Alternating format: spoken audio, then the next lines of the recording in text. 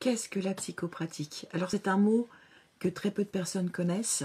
On va juste le mettre à l'envers. Praticienne en psychologie ou praticien en psychologie. Si nous regardons un petit peu au niveau de la société, nous sommes le dernier maillon après le psychologue. Un psychopraticien n'est ni psychologue, ni psychiatre, pardon, ni psychothérapeute. Il est simplement psychopraticien, praticien en psychologie. Si nous regardons aussi avec un autre regard, on peut voir qu'on est sur le premier maillon. La psychopratique vous permet de vous accompagner dans l'être que vous êtes, à pouvoir extraire le meilleur de vous, mais également libérer tout ce qu'il y a de néfaste, tout ce qui vous semble néfaste en tout cas. Et le psychopraticien va pouvoir justement vous guider sur ce qu'il y a à supprimer, sur ce qu'il y a à travailler et sur ce qu'il y a à libérer. La psychopratique, son nom le dit bien, on est sur le psychique, sur l'émotionnel. Moi, je serais plus sur l'émotionnel que le psychique, je laisserai à mes confrères dont c'est le métier véritable. La psychopratique, c'est vraiment l'accompagnement au mieux-être en prenant toute la sphère émotionnelle et dans mon cas, en tout cas dans ma pratique corporelle. Je vous explique après. J'accompagne les ados jusqu'à l'adulte. Les enfants, je vais plutôt procéder sous une autre forme, mais tout ce qui est ado et adulte, j'accompagne sans aucun souci. Oui, il y a quelques contre-indications, ce que moi j'appelle contre-indications en tout cas, toutes les maladies d'ordre psychiatrique, donc schizophrénie, enfin toutes ces maladies qui ont été diagnostiquées, je ne les traite pas, ça n'appartient pas du tout à la psychopratique, donc là c'est plus le rôle du psychiatre, mais également toute envie de suicide, etc.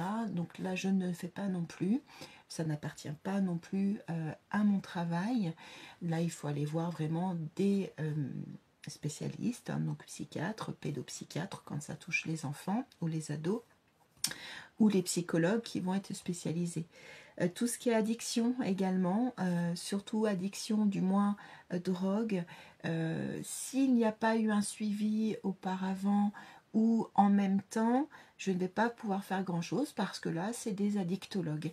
Donc chaque problématique a souvent son référent et il y a des choses que je ne traite pas en effet. En revanche, je vais vous accompagner aussi dans ce que vous pouvez percevoir de l'intangible, toutes les émotions qui peuvent être liées, la peur de l'intangible, de l'invisible également. Si vous avez vécu des choses particulières, bien évidemment, je serai une oreille attentive et j'essaierai de vous accompagner au mieux à l'acceptation et surtout à la compréhension avec mes petits moyens. L'accompagnement, comme je vous le disais, il est global, il est entier. Il y a votre sphère émotionnelle, il y a votre sphère aussi corporelle. Donc j'étudie un petit peu avec la prise de hauteur nécessaire ce que votre corps me raconte, ce que vous me racontez. Et donc tout ça, je le vais mettre en espèce d'alchimie pour vous permettre justement de vous libérer. Dans la pratique, en tout cas dans ma pratique, voilà, chacun a sa pratique un petit peu. Dans ma pratique, j'associe aussi tout le côté holistique, on va dire. Donc que ce soit la respiration, que ce soit l'intériorisation, que ce soit la verbalisation, que ce soit l'expression de votre corps, mais également tout ce qu'on ne voit pas, tout ce qui appartient au monde intangible, où je vais tenter avec vous, parce qu'il ne faut pas oublier que si vous ne faites pas un pas vers vous-même pour aller voir qui vous voulez, ça ne fonctionnera pas. Donc avec vous, une espèce de partenariat qui se crée, on va justement ensemble vous aider à vous en sortir. Donc le principe il est simple, on a une première ébauche en échange. Parfois vous pouvez aller sur ma table pour que je vous transmette l'outil de la respiration, l'outil du silence intérieur. Parfois je peux même poser mes mains dans le silence là où il faut les poser. Donc on est sur une approche qui est complète, totale. Alors vous n'êtes pas obligé de monter sur ma table, je ne suis pas obligée de poser vos mains, c'est vraiment en fonction du qui vous êtes, de ce que vous avez à réparer. Donc chaque rendez-vous est unique, que ce soit des rendez-vous répétés, ils seront tous uniques, ou que ce soit plusieurs personnes, ils restent uniques, ils s'adaptent en fonction de qui vous êtes et de ce qu'il y a à travailler, à libérer. Le premier rendez-vous, il faut compter 1 heure et quart, parfois 1 heure et demie, hein, ça dépend de ce qu'il y a à faire. En tout état de cause, on prend le temps nécessaire pour pouvoir justement déjà avoir, je dirais, tâter un petit peu le terrain sur le travail qu'il y a à faire. Toutefois, il y a quelque chose sur lequel je ne déroge pas. Je ne suis pas pour la répétition de rendez-vous toutes les semaines ou tous les 15 jours.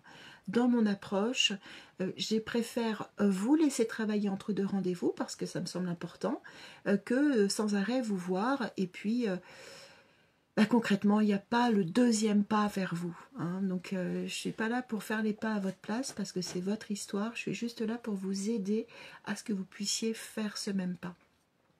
Donc, les rendez-vous peuvent, les 2 premiers peuvent être espacés entre 15 jours et 3 semaines. Et si, et seulement si, il y a un 3e rendez-vous, on l'espace de plusieurs semaines, voire mois. Les accompagnements que je propose, généralement, sont parfois ciblés, on va dire, en fonction de ce que vous avez à travailler. Donc, naturellement, intuitivement, je sais là où il faut que on aille voir et ça va vous faire bosser. C'est pour ça que le temps de rendez-vous, pardon, le temps entre 2 rendez-vous est capital parce que c'est dans ce temps-là où vous allez entrer à l'intérieur de vous pour pouvoir travailler et on pourra voir ensemble après. Évidemment, pendant les rendez-vous et à l'issue du rendez-vous, j'essaye au maximum de vous transmettre des outils vous permettant justement de faire un 3e pas vers vous. Non, ma pratique n'est pas remboursée ni par la sécurité sociale, ni par les mutuelles pour l'instant. J'ai bon espoir. On voit que les sophrologues, les hypnothérapeutes, c'est rentré un petit peu dans les mœurs. Là, pour l'instant, en tout cas, ma pratique n'est pas remboursée, ni par la sécu, ni par la mutuelle. Ce serait prétentieux de vous dire que ça marche chez tout le monde. Néanmoins, j'ai quand même constaté avec des petites années qui sont passées que dès lors où la personne veut vraiment s'en sortir par le cœur, et pas par la tête, par le cœur, généralement il y a un bel écho qui se met en place. Donc là, oui, hein, ça va fonctionner. Si vous venez uniquement avec votre mental, en disant je dois m'en sortir, vous le mettez juste ici et vous ne le descendez pas, ça va être un peu plus compliqué parce que je vais un petit peu vous titiller, on va dire, pour que l'information descende dans votre cœur et dans votre ventre, hein, parce que le ventre est très important dans l'histoire. Donc ça peut être un petit peu dérangeant et quand on vient par le mental et que je dérange comme ça, généralement, l'écho n'est pas... n'est pas là et c'est plutôt l'inverse qui se produit, c'est que je me fais appeler Arthur et ça c'est pas grave, c'est pas gênant du tout. Donc dans la majorité des cas ça va fonctionner, pas forcément dans l'instant, hein, mais dans les mois qui suivent on va voir des améliorations, on va reprendre possession de sa vie, on va reprendre possession de son corps, on va reprendre possession de ses émotions et du coup on est vachement plus libre. Pour prendre rendez-vous, c'est assez simple, c'est uniquement par prise de rendez-vous téléphonique. Je ne fais pas les SMS, je ne fais pas le mail, c'est uniquement par téléphone, donc un appel téléphonique que vous devez faire pour prendre rendez-vous. Les rendez-vous sont placés en fonction de nos agendas respectifs. Je ne travaille pas au-delà de 20 heures. Il faut comprendre aussi que, comme vous, j'ai une vie. On peut éventuellement, dans certains cas, si vous habitez loin, travailler par voie téléphonique ou par voie visio, il n'y a pas de problème, sous condition évidemment que l'internet fonctionne correctement de mon côté. Donc voilà, donc il faut me contacter, vous trouverez le numéro de téléphone à la suite.